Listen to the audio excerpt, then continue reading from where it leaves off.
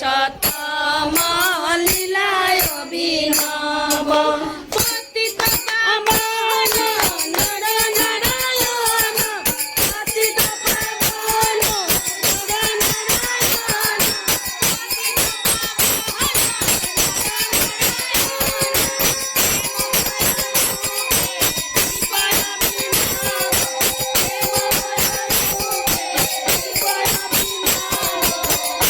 Yeah.